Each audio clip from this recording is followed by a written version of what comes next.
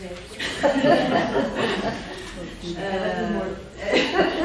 Se calhar não sei também. Acaba tudo morto, mas talvez não tão negra como a de Emília, eventualmente.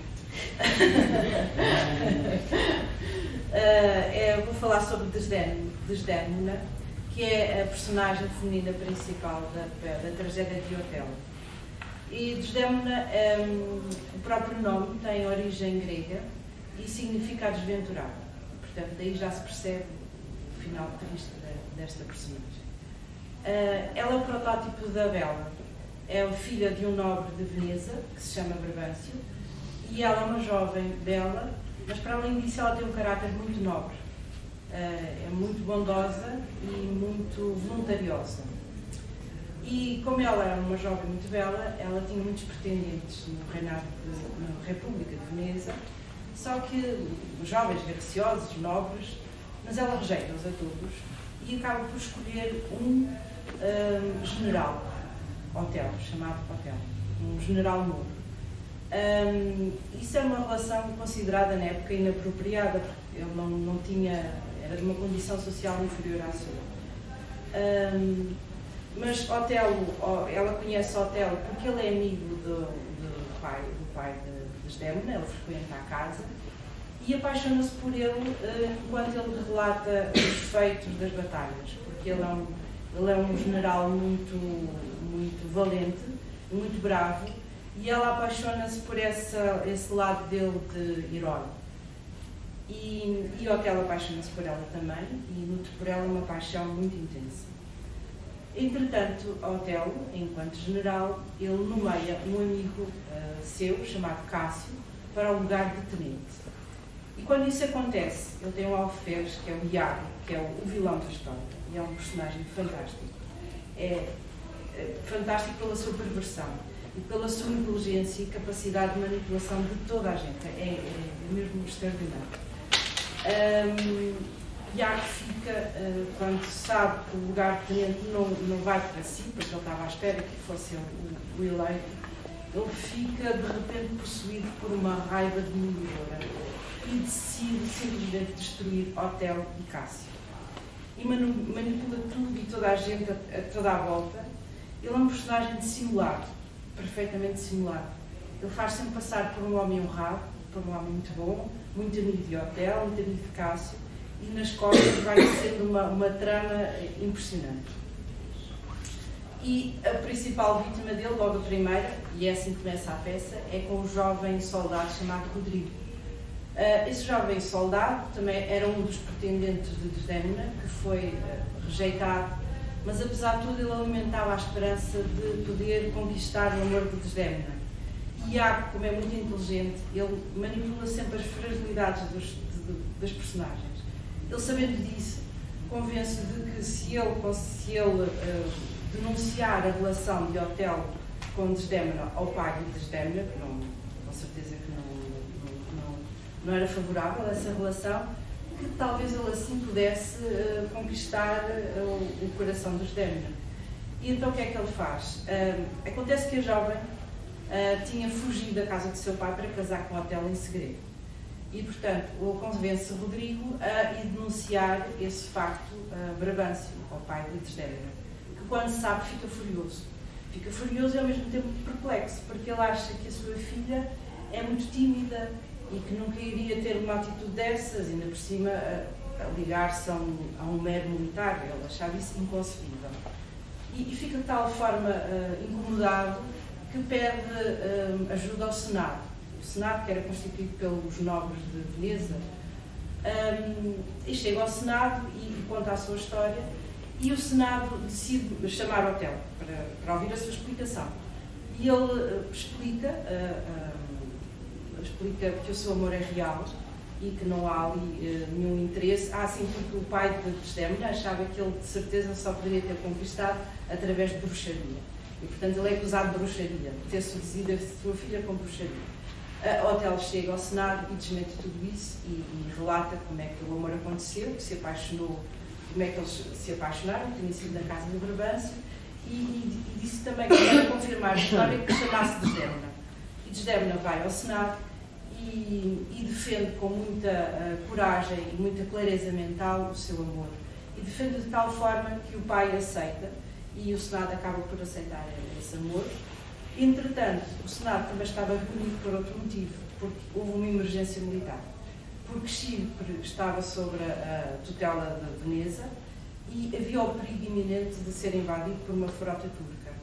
E então o Senado escolhe Otelo para ir defender esse território, porque Otelo era um militar muito habilitado, e Desdémona imediatamente pede autorização ao Senado para seguir com o marido. Era uma coisa que eu acho pouco habitual, mas ela vai para a guerra com o marido.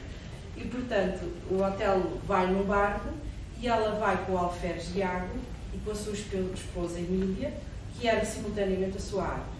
Pronto, eles seguem barcos separados. Entretanto, Otelo acaba por vencer a guerra porque dá-se uma tempestade e os turcos acabaram por ter que zarpar e, portanto, a guerra é vencida e chegam a Chipre e, entretanto, também vão para Chipre Rodrigo, o tal jovem que tinha o delator, não é? O tal que o Iago andava a manipular.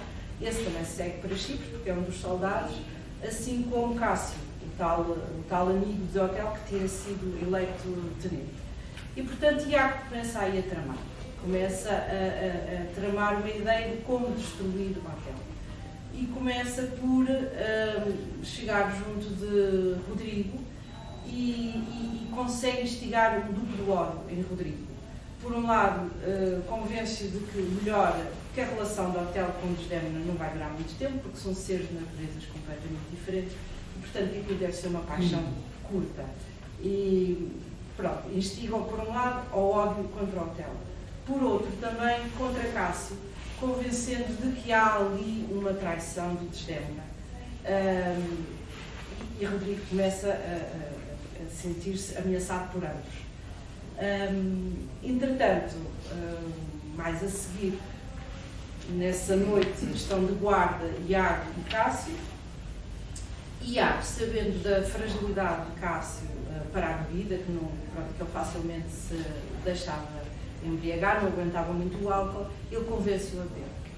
Entretanto, consegue que Cássio fique embriagado e assim consegue instigar uma disputa entre Rodrigo e Cássio. Como Cássio estava alterado, Rodrigo já estava revoltado contra ele porque achava que ele era um concorrente.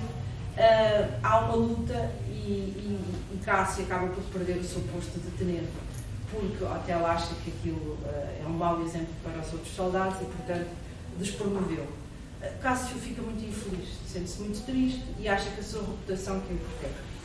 E então Iago faz seu amigo, porque Iago é muito sedutor, ele é amigo de toda a gente, mas nas costas vai sempre urdindo, não a favor dos seus amigos, dos seus supostos amigos. E então ele dá-lhe uma sugestão. Ele diz para Cássio falar com Desdémona, porque de certeza que Desdémona vai interceder por ele junto de Otelo, porque Otelo com certeza que não estava assim tão... De certeza que lhe iria perdoar, porque Cássio era seu amigo. E então Cássio decide falar com Desdémona, e Desdémona, como ela tem um sentido de justiça e de amizade profunda, ela percebe que Cássio é um bom homem e, portanto, ela assume a causa de Cássio. E disse, sim, claro que sim, eu vou defender-te junto do meu marido. Ora, Iago não faz isto por acaso, porque ele, ao proporcionar esta aproximação ao fazer esta sugestão a Desdémona, o que se passa é que ela vai começar a pressionar o marido e a falar muitas vezes de Cássio. E Iago, ao mesmo tempo, aproveita e começa a plantar a semente do ciúme. Um dos principais temas desta tragédia tem a ver com o ciúme de Otelo, porque Otelo, sendo um militar muito digno e muito nobre, a partir do momento em que Iago percebe que ele tem essa fragilidade e que é inseguro na relação com Desdémona, ele começa a explorar o ciúme. E explora de tal forma que ele fica completamente alterado e acaba por tomar decisões completamente loucas, quase. Chega mesmo quase à beira da loucura. E, portanto, Iago começa a insinuar a Otelo, possivelmente que Desdémona falava tantas vezes de Cássio, se calhar as intenções delas não eram boas, com certeza, e começou a insinuar que havia ali uma traição. E ele faz isto de tal forma tão insidiosa que Otelo começa a perder o raciocínio e começa a exigir provas. Começa a exigir provas a Iago. Eu preciso de provas porque ele já não sabe se pode ou não confiar na sua esposa. Então Iago inventa provas. E inventa 2 provas. Começa a dizer que em sono, durante o sono ouviu Cássio falar de Desdémona, e portanto dando a entender que realmente havia ali uma relação. E por outro, ele rouba um lenço. Rouba um lenço que tinha sido entregue por Otelo na lua de mel à sua esposa, e portanto esse lenço era um lenço com valor sentimental grande, e esconde no quarto de Cássio, dando a entender que tinha sido oferecido por Desdémona. Pronto, e é a partir desse momento Otelo viu isso como provas e convenceu-se que a sua esposa o traía e decide acabar com a vida de Cássio e acabar com a vida da esposa. Então pede a Iago que assassine Cássio. E como é que Iago consegue fazer isso? Ele vai junto de Rodrigo e pede a Rodrigo para o assassinar. O Rodrigo nessa altura já andava um bocadinho desgostoso porque ele já estava farto de ser manipulado por Iago, e ele já não acreditava muito naquilo que Iago lhe dizia e já pensava que se calhar nunca iria conquistar o amor de Desdémona. Mas ele dá-lhe a volta novamente e consegue convencê-lo a matar Cássio, e ele diz que a única solução para conquistar o amor de Desdémona é realmente matando Cássio. Portanto, ele consegue convencê-lo. E então depois dá-se uma disputa entre Rodrigo e Cássio e saem ambos feridos. Cássio fica ferido na luta e o Rodrigo também. Mas Iago já estava preocupado a achar que provavelmente o Rodrigo poderia entretanto começar a mostrar toda a rede e fazer cair a máscara. Ele decide matá-lo. Matou também secretamente. Simulou uma agulha e acabou por matar o Rodrigo. Portanto, Cássio acaba por viver, ferido, mas sai dessa situação. E, entretanto, Otelo vai até ao quarto de sua esposa e, apesar dela lhe jurar inocência, ele mata, estrangula. A seguir entra a sua aia, Emília, a tal esposa de Iago, e ao ver aquilo fica muito indignada e confronta Otelo com aquele crime e diz que o que ele fez foi de uma injustiça enorme, que é um crime horrendo, que não há justificação para isso. Otelo no início ainda não acredita nas palavras dela, mas Iago acaba por confessar, o marido de Emília confessa, aí ele desmonta toda a sua máscara, e acaba por matar a própria esposa. Entretanto, Otelo fica desgostoso e percebe o horror do crime que tinha cometido, porque ele amava muito a sua esposa. Otelo, apesar de tudo, ele amava muito a sua esposa, só que o ciúme acabou por subvertê-lo por completo. E então ele suicida-se também. E depois uma boa tragédia, não é? Iago foge, mas entretanto é capturado e acaba por ser depois castigado. E Cássio fica então como o governador temporário da ilha de Chipre. Sobre Desdémona nesta peça, o que é que eu posso dizer?